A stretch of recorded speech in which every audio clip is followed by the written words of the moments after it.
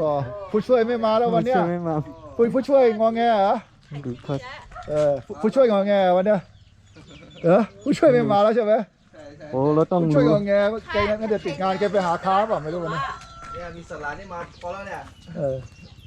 ในเฮ็ดวัน วันนี้ ดิน เรือนสลาคนเดียว วันดิน มีน้อง 你 คนนั้น 胖， คน 你 นั้นมา 可 ช่วย 以 ด้วย 啊，比好看个呀。 เพราะว่านี่ 要， เดี๋ยว นี่กันนะ เดี๋ยวเราก็จะทำเนี่ยดูไว้ก่อน ต่อให้นะ ก็ต้องเอาตัวทงเอาตัวเนี้ยก็ได้ ในขณะเฮ็ดดินเนี่ยเป็นยังไง ตัวปลอมแล้วคนเล่นๆกอง ย่าหรือไม่ ถ้าว่าคัดเก็บแล้วใครเฮ็ดตั้งหลังก่อนเนี่ยใครเฮ็ดปูเนี่ยนะปูเนี่ยใส่ใจเขาแล้วนะไม่ได้ทำ อืม จะใครเฮ็ดแทนเขาเอาปูเฮ็ดเป็นเชียวหนาหมูกเฮ็ดเชียวเขากันมีแต่เขื่อนกันเลย เดี๋ยวหนูเมื่อเฮ็ดเกียงใหม่ก็อ่ะ เออ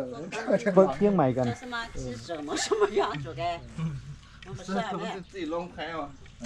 สวัสดีครับมาพบกันนะครับผมหมู่3 สมมติลงแพ้ ข้างโรงเรียนนะครับ 基本是的。 ข้างโรงเรียนนะต้องมาถ่ายทำมา โอ้ ที่ ใน บ้านตลาดล้าวตลาดใหญ่ล้าวนะค เพ รับ ราะมันก็ไล่กอกก็มันเรียกกอด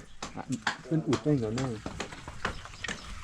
มันกันนอกมา 现在开了，现在行里哦。哎， อ๋อ 不公他们就是来哦。没好过年的本有嘛真来哦， อ๋ออยู่ 我 ไม่ 以 ใช่ 后 ไหม 真的有嘛真来哦，没了好阿萨不没好笑。 วันนี้ว่าเป็นบ้านลูกครึ่งแล้วนะปูนครึ่งนึงปูนครึ่งเพื่ออนุรักษ์บ้านมันก่อนนี้นะเพื่อเก็บไว้ก็มีว่า หนูเก็บไว้นี่นะ บ้านปู 哦 นเชียงก่อน 哦，台巴好真来改。 ไข่ใต้อะ 哦。 ถ้าเกิดตัวตีนคนนอกเขาแบบนี้ในนะนอกเฮ็ดโอ้หมอกอุดมันในคณะเฮือนลิ้นมาเลยพี่เลยด้วยเฮือนลิ้น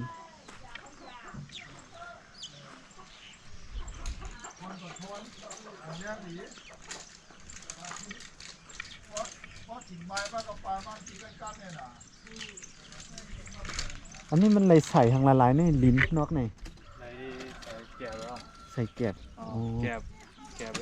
ใส่น้ำไม่เอา ใส่แก็บใส่น้ำมีเหยียบให้หน่อยหนึ่ง อ๋อเจ้าค่ะ เก็บแต่ไล่ก่อนี่ก็เหมือนเจ้าหนังอันก่อปูนอย่างนั้นนะ อ๋อ อ๋อมันต้องมอกหน่อยปุยไว้ตีนะพอได้พอเฮ็ดได้ตีเฮ็ดตีเกี้ยงใหม่ก็ อ๋อ เฮ็ดแบบเฮ็ดลิ้น อยู่เลี้ยวเนาะ อ๋อ อยู่เนี่ย กัดหลีหอมก็หอม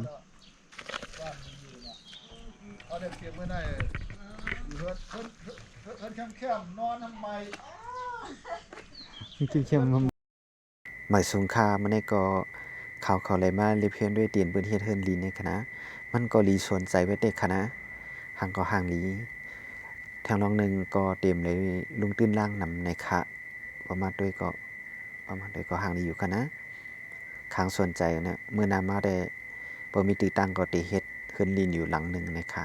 อยู่เซาเนาะมันให้เฮาขามาเรียบเพียนด้วยจำกันในคณะนะคะ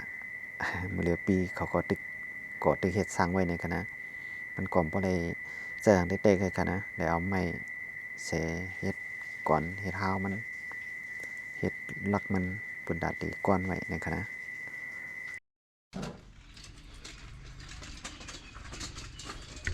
นะฟักตูได้ใส่เส้นนี้ก็ได้ฟักตูมันก็ได้เด้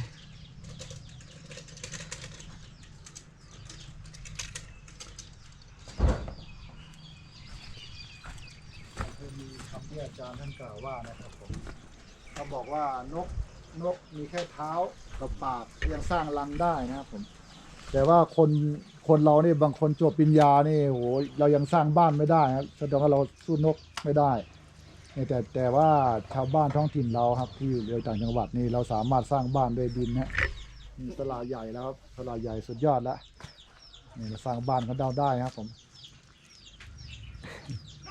ตลาดใหญ่นี่เป็นการโปรโม นี่ ท ก็พันลิ้นเขาเนี่ย เลอะ นะ นิดหน่อยไม่เป็นไรฮะแต่พอเสร็จแล้วเนี่ยโหบ้านน่าอยู่มากครับ เสียงก็จะเงียบ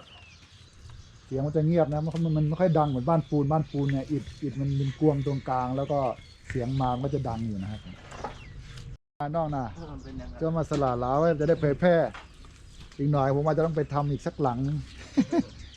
ไว้อยู่ดูสละลาวเป็นตัวอย่างเล ไม่ ย หมักหลัด ขอบคุณมากขอบคุณสละลาวนะครับขอบคุณน้องๆนะครับ